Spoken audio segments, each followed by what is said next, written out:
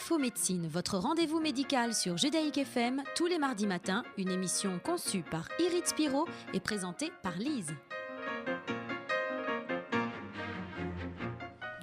Et ce matin, j'ai l'immense plaisir d'accueillir le docteur Ariel Toledano pour son nouveau livre « Médecine et Bible, portraits inédits de personnages bibliques parus aux éditions InPress ». Ariel Toledano, bonjour, merci d'être avec nous. Bonjour Lise. Alors, je rappelle aux auditeurs que vous êtes médecin vasculaire, que vous êtes l'auteur d'une vingtaine d'ouvrages médicaux pour lesquels je vous ai presque tous reçus, je crois. Je crois. J'ai un rayon presque entier dans ma bibliothèque, Ariel Toledano. Vous enseignez l'histoire de la médecine à l'Université René Descartes Paris 5. Avec ce livre Médecine et Bible, vous parachevez un triptyque consacré au texte de la sagesse juive, la médecine du Talmud et médecine et Kabbale. Et aujourd'hui, donc, c'est médecine et Bible. Alors, j'ai lu de la première à la dernière page ce livre tout à fait passionnant à plusieurs titres, Ariel. C'est-à-dire que comme dans les précédents d'ailleurs, mais bon, on parle vraiment de celui-là. Ce sont des ouvrages, même si c'est un triptyque, qu'on peut lire séparément et pas forcément dans l'ordre, en fait. Tout à fait. C'est ça qui est intéressant. Chaque livre est indépendant, ce qui n'est pas toujours le cas dans un triptyque.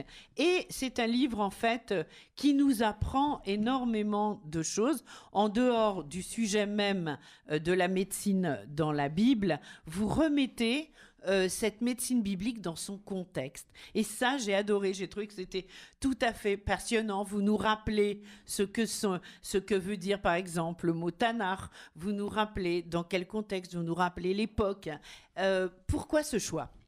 Écoutez, vous avez bien précisé les choses. Vous avez raconté en fait que tout ceci est un cheminement, c'est-à-dire qu'au départ, je suis parti d'une étude historique sur le Talmud, sur la médecine à l'époque du Talmud, en créant une forme de traité de l'époque, classant un peu les informations médicales du Talmud par spécialité, cardiologie, urologie. Vous vous rappelez, on en avait fait une émission. Oui. Et puis petit à petit, au fur et à mesure de cette démarche historique, j'ai réfléchi sur les affinités qu'il pouvait avoir entre la sagesse juive et notamment la Kabbale et la médecine.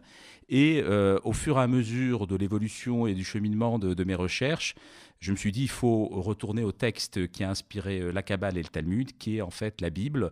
Et voilà, et ça a créé en fait cet ouvrage, qui est en même temps un ouvrage, vous avez raison, où j'ai essayé de placer les choses dans leur contexte, mais j'ai aussi essayé de montrer la modernité de ces textes.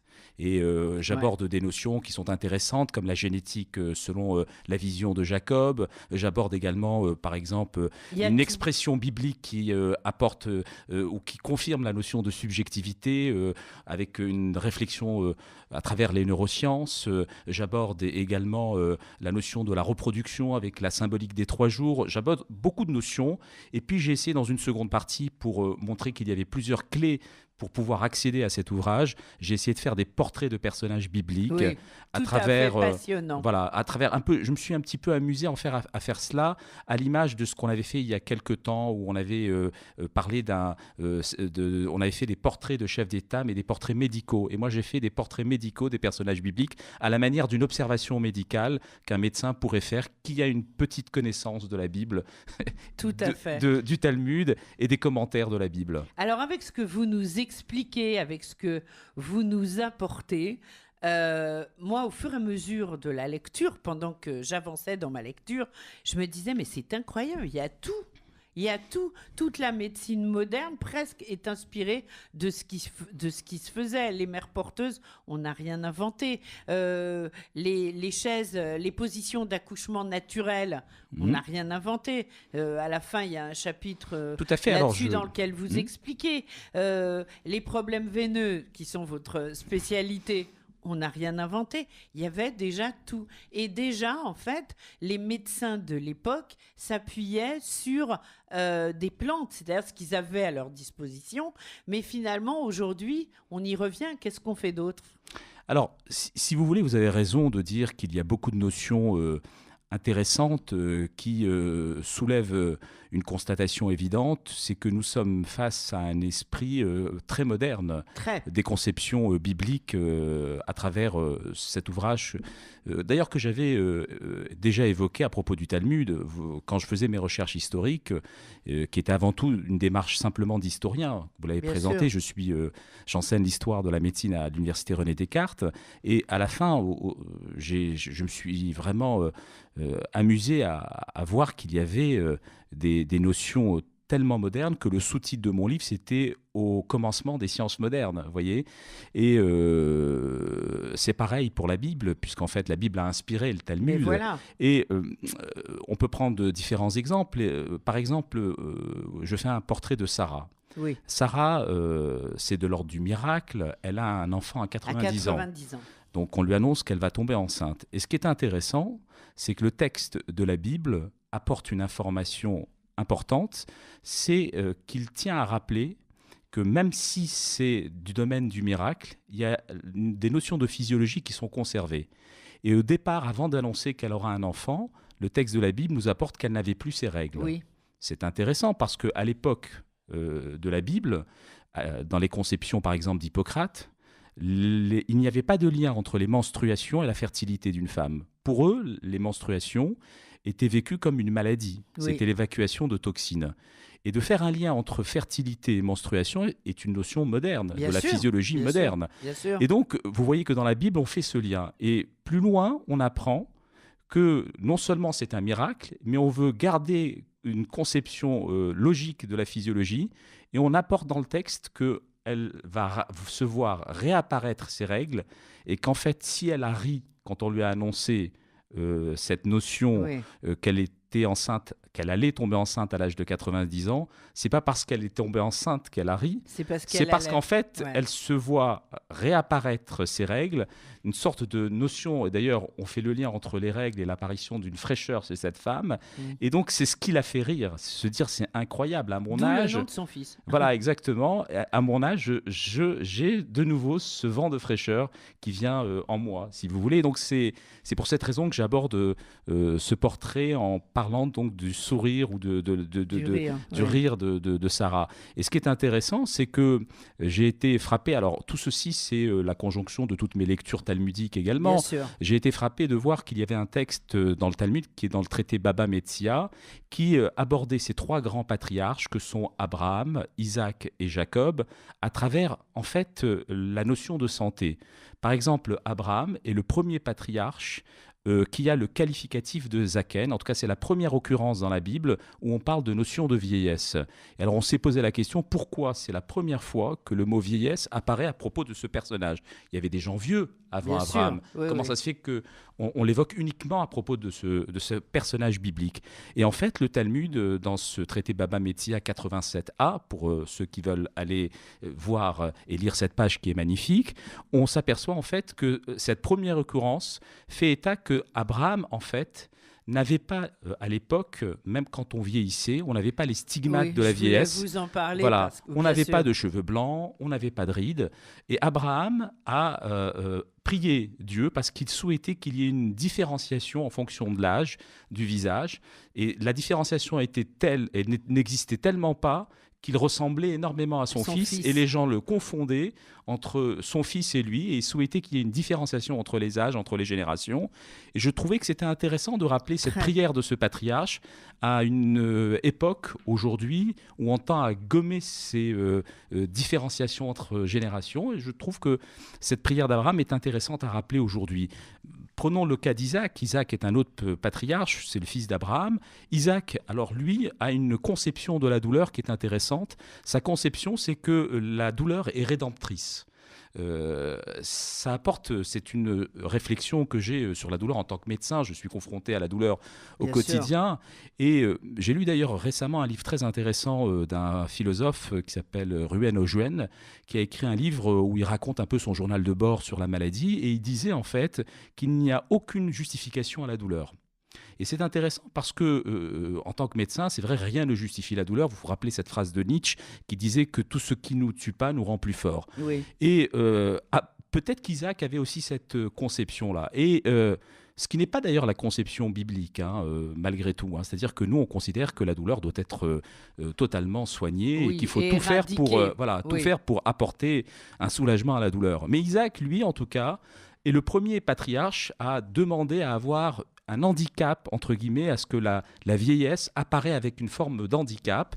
Et c'est donc le premier patriarche à avoir dans sa vieillesse cet handicap physique qui est en fait malheureusement une baisse de la vue. Et cette baisse de la vue va être importante dans l'histoire parce qu'il va confondre son fils Jacob avec son fils Ésaü et va donner la bénédiction à son fils Jacob. Bon, malgré certaines tromperies, puisqu'il s'est déguisé, vous reconnaissez le passage. Et vous nous le rappelez dans le Et je le rappelle parce que ça va être très important dans la suite de l'histoire. Mais ce qui est intéressant, et là on aborde une autre notion qui me paraît importante, c'est la notion de grossesse gémellaire. Cette grossesse gémellaire que va avoir la femme d'Isaac qui s'appelle Rebecca. Et il y a d'autres grossesses gémellaires évoquées dans la Bible. Il y a celle de Tamar. Et dans celle de Tamar, je me suis aperçu qu'il y avait une sage-femme pendant ce qui n'est pas toujours le cas. Voilà, et donc elle est parfaitement décrite. Et le texte de la Bible raconte que pour pouvoir différencier le premier-né de celui qui est donc le premier sorti, de celui qui va sortir en deuxième, pour qu'il n'y ait pas de contestation à propos du droit d'aînesse, on va mettre un petit fil rouge écarlate à celui qui est sorti en premier, et au moins on saura que c'est lui le premier. Mais ce qui est intéressant, c'est que dans l'épisode de la... qu'il a tendu son bras. Voilà, exactement. Et ce qui est intéressant dans l'épisode de l'accouchement de Rebecca, on n'évoque pas de sage-femme, on ne raconte pas, on dit directement que le premier, c'est Ésaü, et que le second, c'est Jacob, qui va racheter donc son droit d'aînesse. Mais c'est assez intéressant de voir que ce qui va être quelque chose de fondamental dans la suite de l'histoire, puisque ce droit d'aînesse va être racheté, il n'est pas authentifié par la présence d'une sage-femme comme il le sera authentifié dans l'histoire de Tamar. Vous voyez, donc c'est intéressant toutes ces petites anecdotes historiques. Fait, oui. Alors, non seulement il y a les anecdotes historiques, mais en plus, vous mettez les textes au niveau du lecteur en proposant des textes et des extraits en hébreu, en phonétique, et ensuite avec traduction. Et ça, c'est aussi un plus parce que du coup, on a accès au texte directement. Alors, Ariel Toledano, on reste ensemble. On marque une petite pause. On se retrouve juste après pour continuer à parler de médecine et Bible, portraits inédits de personnages bibliques. Excuse-moi. Voilà, et l'on retrouve le docteur Ariel Toledano pour son livre « Médecine et Bible, portraits inédits de personnages bibliques » paru aux éditions InPress. Alors, avant de continuer à parler, Ariel Toledano, du contenu du livre, je voulais vous demander quand même, parce que vous avez fait d'énormes recherches, est-ce à dire que vous avez relu la Bible tranquillement de la première à la dernière page en surlignant les passages? J'ai essayé d'imaginer comment vous aviez fait, en sachant que vous avez évidemment en amont énormément de connaissances, étant donné aussi les 2 premiers livres que vous aviez écrits. Combien de temps ça vous a pris? Parce que vraiment, vous mettez toutes vos connaissances à la portée du lecteur. Écoutez, franchement... C'est une transmission, ce livre. Voilà, vous avez raison. En fait, j'ai essayé, à travers cet ouvrage, de donner la possibilité au lecteur d'essayer d'avoir lui-même sa propre interprétation des textes et qui garde une forme de modernité. Et j'ai fait une émission récemment avec le rabbin Olivier Kaufmann, qui est le rabbin de la place des Vosges. Et j'étais heureux d'entendre qu'il avait apprécié l'ouvrage et qu'il me disait qu'en fait, à travers cet ouvrage, je redonne ses lettres de noblesse au judaïsme rabbinique. Franchement, c'est un bon compliment parce que mon objectif, c'était simplement de mettre... Oui, c'était pas forcément ça d'un premier jet. Oui. Exactement, mais en fait, j'aime cette notion qu'on le retrouve dans le Talmud et qu'on retrouve à travers la plupart des grands écrivains de la tradition juive, cette notion qu'en fait, il y a un renouvellement de l'interprétation. Et voilà, je considère qu'on ne fait que renouveler l'interprétation d'un texte qui a cette possibilité de transcender les générations, de transcender le temps. Fait. Et donc, voilà, c'est un livre vraiment... qu'on pourra lire dans 30 ans, il n'aura pas pris une ride. Alors hein. là, vraiment, comme Abraham. Alors là, vous êtes sympa. Non, mais c'est vrai. Écoutez, franchement, voilà, c'est universel et voilà, ça va durer. C'est un beau compliment, merci. Non, c'est vrai. Alors, on va reparler. Alors, combien de temps quand même vous avez mis à lire? C'est un travail de longue haleine. Voilà, bon, alors, étant plus jeune, j'ai participé à un concours qui s'appelait le concours biblique. Donc, on vous interroge sur la Bible en vous donnant une citation, qui a dit ceci, qui a dit cela. Donc, vous comprenez que la Bible était dans presque mon berceau. Oui. Ensuite, nous avons la chance de pouvoir lire au moins une fois par semaine à travers la lecture hebdomadaire des 5 premiers livres. Donc, si vous voulez, on ne peut pas dire... c'est un travail que je n'aurais pas pu faire il y a 10 ans. C'est l'aboutissement de toute une série de recherches. Oui, vous de aviez ça dans la tête et dans le cœur. Voilà, exactement. Voilà, je pense que j'avais envie d'écrire ce livre depuis très longtemps. Et voilà, je ne savais pas comment le construire. Et ce qui m'a permis de le construire, c'est en fait cette réflexion sur la notion d'humanité que l'on retrouve dans la Bible, que je raconte dans mon introduction à travers l'enseignement d'Emmanuel Lévinas, que j'ai eu la chance de suivre pendant plusieurs années quand j'étais élève à l'école normale israélite orientale. Donc j'ai une grande reconnaissance envers les écoles de l'Alliance et cette école de l'Egno. Et si vous voulez, c'est également mon travail que j'ai pu faire sur le Talmud et ensuite sur la Kabbale. Tout ceci conjugué m'a permis de proposer cet ouvrage qui est une forme aussi de message que j'adresse à mes patients sur cette notion d'espérance que l'on retrouve dans les textes de la Bible. Vous en parlez beaucoup. Et sur laquelle je conclus en disant que pour moi, c'est important que la médecine ne doit pas être vécue comme une science, comme on veut la présenter aujourd'hui, mais comme plutôt un art qui apporte son lot de subjectivité, d'incertitude, d'irrationalité, qu'il n'y a pas de pragmatisme et qu'il y a toujours une possibilité d'espérance, quelle que soit la maladie que l'on a. La gravité de la pathologie. Exactement. Alors, c'est vrai que c'est un thème récurrent au sein de votre livre. J'aimerais qu'on parle un peu des pharmaciens, parce que vous dites quelque chose qui est très important, à un moment d'ailleurs où cette thématique est remise en cause. Je parle entre autres des vaccinations. Alors vous nous expliquez l'origine biblique du bâton d'Esculape, qui est l'emblème des pharmaciens, et vous parlez donc du serpent, qui est donc à l'origine de la morsure et qui deviendrait source de guérison. Et vous dites que cette conception thérapeutique est une piste intéressante de traitement qui a inspiré bien des chercheurs, donc à travers les siècles et les nombreux siècles, notamment en infectiologie, dans l'élaboration de la vaccination ou encore tout récemment dans le traitement des leucémies par l'utilisation de virus modifiés. C'est quand même assez hallucinant. Tout à fait, là on aborde la thérapie génique. Mais au-delà de cette présentation de la vaccination, je dirais que quelque chose m'a beaucoup interpellé à travers ma lecture de la Bible,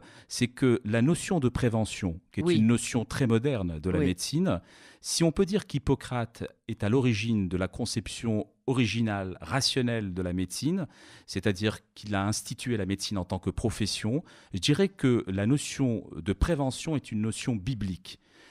C'est quelque chose que l'on retrouve à plusieurs reprises et à plusieurs niveaux. Et j'évoquais déjà ça à l'époque quand je parlais du Talmud, c'est la notion de contagiosité. C'est-à-dire que cette notion qui est moderne, c'est-à-dire qu'il y a des microparticules qui peuvent être à l'origine de maladies, qui vous incitent par exemple à vous laver les mains si vous êtes en contact de quelqu'un qui est probablement malade. Et j'avais été étonné de voir par exemple dans le Talmud qu'on ne recommande pas à quelqu'un qui a une plaie dans la jambe ou un bouton ou un furoncle d'aller dans les bains publics, on lui dit il ne faut pas y aller. C'est une notion très moderne qui pourrait être tout à fait... et qui avait été oubliée je vous donne... dans les siècles qui ont précédé, exactement. Où l'hygiène était beaucoup moindre. Et cette notion, vous la retrouvez dans la Bible, par exemple, si vous avez un animal mort que vous retrouvez dans la rue, en tout cas à l'époque, devant vous, vous n'avez pas le droit de le consommer.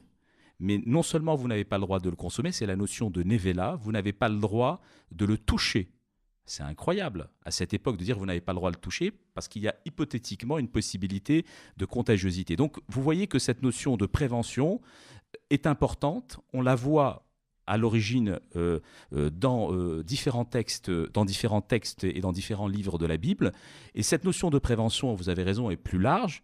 À travers cette notion de l'origine de la vaccination ou de la thérapie génique, que je peux rappeler très rapidement, si j'ai encore un tout petit peu de temps, en fait, à travers cette notion que les Hébreux sortent d'Égypte, sont accompagnés par Moïse, sont attaqués par des serpents, et ces serpents vont entraîner une véritable calamité, puisqu'il va y avoir beaucoup de décès. À ce moment-là, le peuple va voir Moïse en disant « Mais attends, on ne va pas continuer à se faire mordre par tous ces serpents, il faut que tu agisses. » Et Moïse demande à Dieu ce qu'il doit faire, et Dieu lui dit confectionne un serpent Et c'est ça ce qui est intéressant. Confectionne ce serpent et mets-le sur ton bâton, et ceux qui verront le serpent que tu auras confectionné seront guéris. Et c'est intéressant de voir que, alors là, on a une information sur, alors là, il faut bien faire attention à l'appellation du matériau qu'a utilisé Moïse, d'ailleurs que Dieu ne lui a pas conseillé de faire, il ne lui a pas dit quel type de matériau utiliser. Vous l'expliquez et très Moïse, bien. Voilà, et Moïse va utiliser un matériau qui s'appelle l'airain, et en fait, ce matériau en hébreu se dit nechoshet, et nechoshet, ça a la même racine que le mot nachash qui veut dire serpent. Et vous voyez que là encore, Moïse nous apporte une information, on voit que c'est quand même un grand hygiéniste, et il nous dit, ben voilà, ce qui est à l'origine du mal sera également peut-être à l'origine de la guérison. Et vous savez, quand on parle de thérapie génique ou de la vaccination, mais en tout cas en thérapie génique qu'on utilise pour les maladies comme la leucémie à l'heure actuelle, on prend un virus modifié, par exemple même du VIH, qui a été modifié, que l'on injecte pour entraîner des réactions que l'on souhaite immunologiques pour guérir certaines leucémies. Donc c'est pareil, c'est la même utilisation d'un procédé qui est à l'origine du mal, qui va entraîner une forme de guérison. Mais au-delà de cela, et c'est ce que je disais tout à l'heure à propos de l'espérance, tout ça pour dire qu'en fait, dans la Bible, ce que l'on retrouve à plusieurs niveaux, c'est que il y a la notion de traitement, de remède qui apparaît avant même l'origine de la maladie. C'est-à-dire qu'il y a une possibilité de trouver dans le monde les moyens d'apporter un remède à toute forme de maladie. Bien évidemment, nous ne les avons pas trouvés, mais l'hypothèse d'un remède préexiste avant même la notion de maladie. Au préalable. Et ça, c'est intéressant. Est-ce que vous pensez qu'Hippocrate s'est inspiré de la Bible ? Alors là, vous me posez une question... C'est pas dans le livre, mais je me suis posé la question parce que vous l'évoquez aussi, Hippocrate, tout au long de votre ouvrage, et je me suis dit, mais finalement... Écoutez, franchement... Il lisait l'hébreu, je pense. En tout cas, ce qui est sûr, c'est que Parce qu'il y a quand même beaucoup de points communs. Ce qui est sûr, c'est que les rédacteurs de la Bible et les rédacteurs du Talmud sont des grands connaisseurs de toutes les conceptions grecques. Et il est évident que dans l'autre sens, c'est-à-dire que ceux qui ont rédigé la Bible, en tout cas, je parle de certains livres, pas les 5 premiers livres, je parle de ceux, vous savez, comme vous l'avez bien précisé, du Tanar, c'est-à-dire des Ketuvim et des écrits des prophètes. Donc, c'est évident qu'eux avaient une connaissance, et les talmudistes, en tout cas ceux qui ont rédigé le Talmud, avaient une connaissance du grec. Maintenant, dans l'autre sens, je ne sais pas. Alors là, vous me posez... mais je ne crois pas... l'objet d'un prochain livre. Pourquoi pas? Non, je plaisante. Mais oui, je me suis pourquoi dit... pas? Mais vous savez que c'est important ce que vous dites, parce qu'il y a quand même une différence très importante entre la conception juive et la conception grecque. Bien sûr. La conception juive est une conception qui est fondée sur la notion d'unité. Cette notion d'unité est du monothéisme, alors que la conception grecque, c'est une conception polythéiste, donc qui n'a rien à voir. Non. Et donc c'est assez intéressant de voir que si dans le Talmud, par exemple, il y a de nombreuses maladies qui sont décrites en grec, vous avez très peu de références à la philosophie grecque, alors que vous avez des références tout à fait importantes aux conceptions médicales grecques. Et pourquoi, à mon avis, et d'ailleurs je l'évoque à travers la description de cette histoire qui est la Septante dans mon ouvrage, pourquoi? Parce qu'à mon avis, cette notion d'unité qui est également à l'image de cette notion qui est maintenant totalement acquise, c'est de l'unité du corps et de l'esprit. C'est-à-dire qu'on ne peut pas imaginer traiter une personne en s'occupant que de son corps et en délaissant l'esprit et inversement. Oui, bien sûr. Notion d'unité du corps et de l'esprit est une notion biblique et qui n'était pas une notion de l'époque grecque, puisqu'on faisait un dualisme, il y avait une dualité, c'est-à-dire qu'il y avait le corps et l'esprit d'un côté, et on privilégiait soit le corps, soit l'esprit, alors que dans la tradition juive, cette unité est très importante, et elle est à l'esprit de toute la médecine d'un grand médecin qui est Maïmonide, qui a beaucoup travaillé sur cette notion d'unité, et sur laquelle je fonde tout le livre, tout le livre, on peut le résumer sur la notion de prévention, d'unité et d'espérance. Vous voyez, c'est ces 3 mots-clés qui résument un peu mon ouvrage. C'est vrai. Et donc, une autre chose, là, le temps passe très vite, mais ce que vous expliquez aussi, c'est que la médecine dans la Bible, c'est aussi des médecins, mais aussi la prière. Et c'est exactement, ça corrobore ce que vous êtes en train de nous dire. J'ai encore quelques secondes. Oui. Alors, simplement pour dire, parce que souvent on a présenté la médecine biblique comme une médecine théurgique, c'est-à-dire qu'elle attendait de Dieu la guérison. C'est-à-dire que Dieu est à l'origine de la maladie et c'est lui qui doit répondre en guérissant le malade. Eh bien non, pas du tout. Il y a tout à fait une légitimité du médecin dans la vision biblique. Et la prière a bien évidemment un rôle fondamental, mais elle n'occulte pas la part du médecin. Et donc, prier ne dispense pas des soins médicaux. Donc, c'était important pour moi. Alors, on sait que c'est important. Si vous permettez, est-ce qu'on peut conclure cette émission sur les 5 dernières lignes de votre ouvrage qui m'ont personnellement beaucoup touchée. J'avais envie de le lire. Écoutez, ça me touche, merci. Voilà. Soigner, c'est dire espérance, car la pratique de la médecine vous permet de constater avec humilité qu'il n'y a aucune règle immuable, que tout malade peut défier un pronostic sombre. Le fonctionnement humain ne peut s'expliquer totalement ni être toujours expliqué par la rationalité ou le pragmatisme. Il faut rester confiant et toujours espérer. Tel est le sens des écrits de la Bible. Bravo Ariel Toledano pour ce livre, pour cet espoir que vous nous donnez, Médecine et Bible, portraits inédits de personnages bibliques, édition InPress. Au revoir, à bientôt. À bientôt, merci. Info Médecine, votre rendez-vous médical sur Judaïque FM, tous les mardis matins, une émission conçue par Irit Spiro et présentée par Lise.